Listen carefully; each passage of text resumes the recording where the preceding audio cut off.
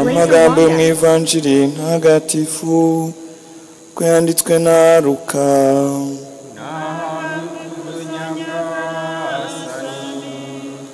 Muri icyo gihe abantu bageze ku bihumbi n'ibihumbi barakorana ndetse barabyigana. Yezu abanza kubwira abigishwa be ati mwirinde umusemburo w'abafarisayi, ashaka kuvuga uburyarya bwabo.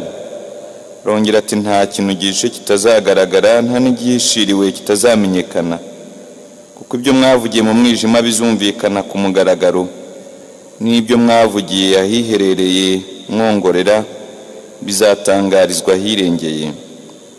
Inshuti zanjye reka mbabwire, mugatinya abica umubiri, nyuma ntibagire ikindi bashobora kubatwara. Ahubwo reka mbabwire uwo mukwiye gutinya.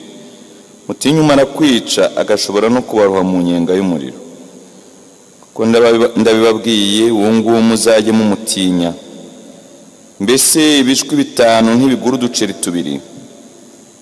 Nyamara nta na kimwe muri byo Imana yibagirwa. Mwebweho ndetse n'imisatsi yo ku mutwe wanyu yose irabaze.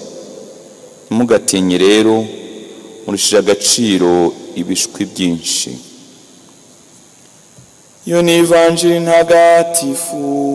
Uragasingizwa Kristo.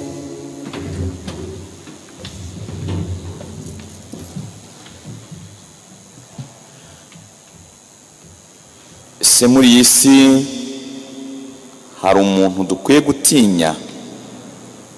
Ninde mu by'ukuri ukwiye gutinywa?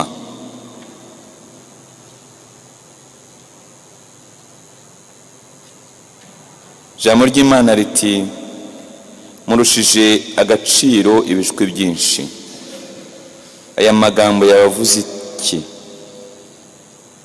Yezu Kristo ati mwebweho ndetse n'imisatsi yo ku mutwe wanyu irabaze. Blazer Rwanda.